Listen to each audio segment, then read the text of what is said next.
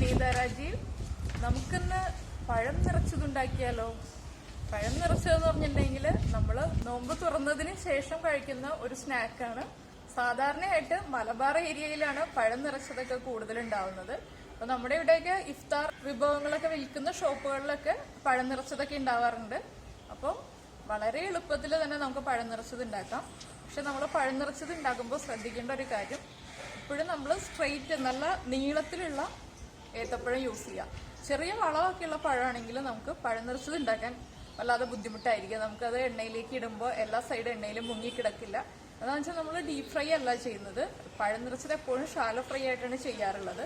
അതുപോലെ തന്നെ നമ്മൾ വല്ലാതെ നീളം കൂടിയിട്ടുള്ള പഴം യൂസ് ചെയ്യരുത്. കുറച്ച് നീളം കുറഞ്ഞിട്ട് കുറച്ച് ഉരുണ്ടിരിക്കുന്ന പഴം എടുക്കുക. അങ്ങനെയാകുമ്പോൾ നമ്മുടെ ഫില്ലിങ് കറക്റ്റായിട്ട് പഴത്തിന്റെ ഉള്ളിൽ ഫില്ലാവാൻ വേണ്ടിയിട്ടാണ് ഞാൻ കുറച്ച് ഉരുണ്ടിരിക്കുന്ന പഴം സെലക്ട് ചെയ്യാൻ പറഞ്ഞത്. നമുക്ക് പഴം നിറച്ചതുണ്ടാക്കാൻ ആവശ്യമായിട്ടുള്ള ഇൻഗ്രീഡിയൻസ് നോക്കാം.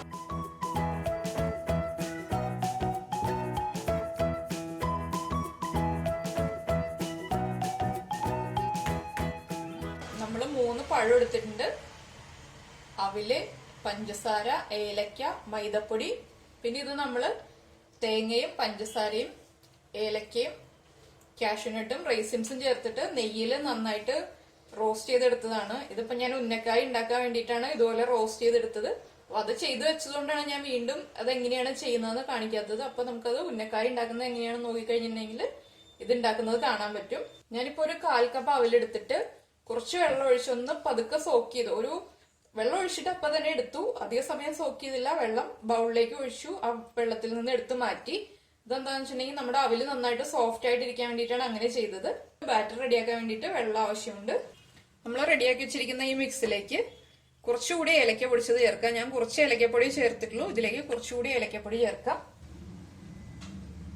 ഇതിലേക്ക് നമുക്ക് മധുരത്തിനനുസരിച്ച് പഞ്ചസാര ചേർക്കാം. കുറച്ച് പഞ്ചസാര ചേർത്തിട്ടാണ് ഉന്നക്കായ ഉണ്ടാക്കിയത്. പഴം നിറച്ചതിനാകുമ്പോൾ നമ്മൾ കുറച്ചും കൂടി മധുരം ചേർക്കണം.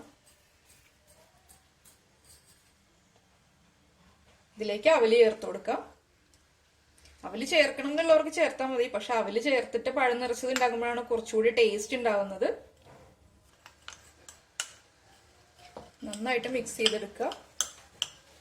നമ്മൾ അവല് വെള്ളത്തിൽ കുതിർത്താതെ എടുത്തിട്ടുണ്ടെങ്കിൽ അവല് അങ്ങനെ തന്നെ കിടക്കുമ്പോൾ നമുക്കത് അത്ര ഡ്രൈ ആയിട്ട് കഴിക്കാൻ അത്ര സുഖം ഉണ്ടാവില്ല. അതുകൊണ്ടാണ് ഇതുപോലെ കുതിർത്തിട്ട് ചേർക്കുകയാണെങ്കിൽ നമുക്ക് കഴിക്കാൻ നല്ല ഈസി ആയിട്ട് കഴിക്കാൻ പറ്റും. അപ്പൊ ഇതാ നമ്മൾ അവല് ചേർത്തിട്ട് നന്നായിട്ട് മിക്സ് ചെയ്തെടുത്തിട്ടുണ്ട്.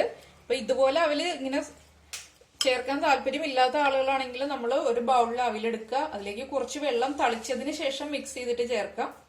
അങ്ങനെയും ചേർക്കാം, ഇങ്ങനെയും ചേർക്കാം. എങ്ങനെ ചേർത്താലും അവയിൽ ചേർത്തിട്ട് പഴം നിറച്ചത് ഉണ്ടാക്കുമ്പോഴാണ് നല്ല ടേസ്റ്റ് ഉണ്ടാവുന്നത്.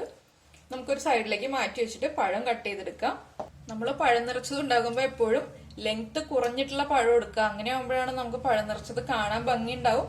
അതുപോലെ തന്നെ ഒരാൾക്ക് കഴിക്കാനും ബുദ്ധിമുട്ടുണ്ടാവില്ല. നമ്മൾ വലിയ പഴം എടുത്തിട്ട് പഴം നിറച്ചത് ഉണ്ടാക്കുകയാണെങ്കിൽ നമ്മൾ ഹാഫായിട്ട് കട്ട് ചെയ്ത് കൊടുക്കേണ്ടി വരും. അപ്പൊ അതിലും നമുക്കിപ്പോ ഒരു ഗസ്റ്റിന് സെർവ് ചെയ്യുകയാണെങ്കിലും അതല്ലാതെ നമ്മളിപ്പോ നോമ്പ് സമയത്ത് സെർവ് ചെയ്യുമ്പോഴും ഒരു വലിയ പഴം നിറച്ചത് അങ്ങനെ തന്നെ കൊടുക്കുന്നതിനേക്കാൾ ചെറിയ പഴമാകുമ്പോഴത്തേക്ക് ബുദ്ധിമുട്ടില്ലാതെ കഴിക്കാൻ പറ്റും.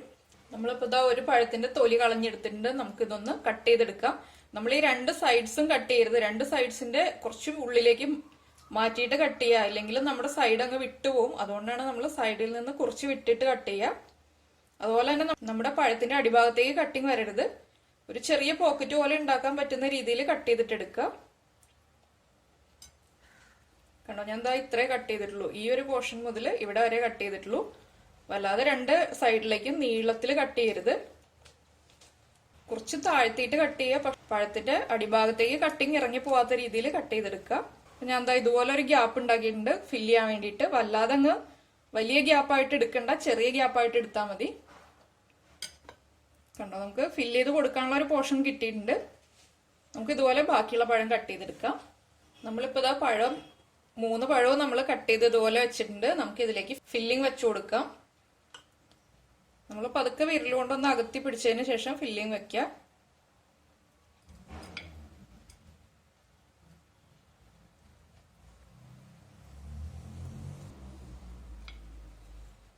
നമുക്ക് എന്നിട്ട് വിരലുകൊണ്ട് പതുക്കെ പ്രസ് ചെയ്ത് കൊടുക്കാം.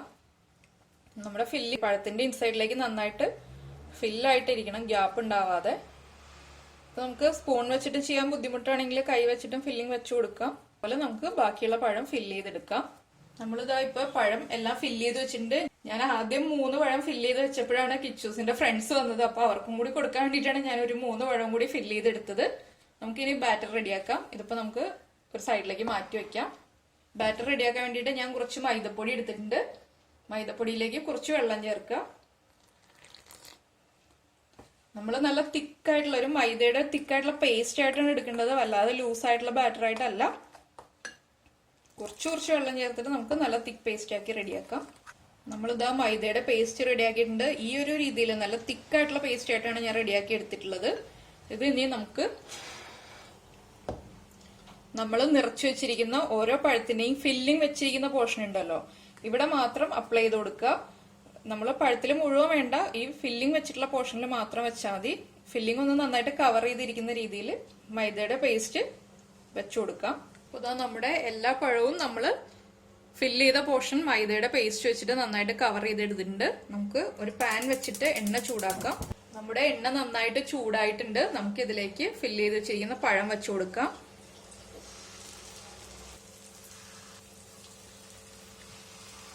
നമുക്ക് മീഡിയം ഫ്ലെയിമിൽ വെച്ചിട്ട് ഫ്രൈ ചെയ്തെടുക്കാം.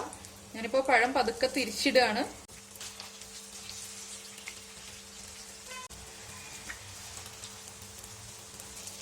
ഇപ്പൊ നമ്മുടെ 3 പഴവും നമ്മൾ തിരിച്ചിട്ടിട്ടുണ്ട്.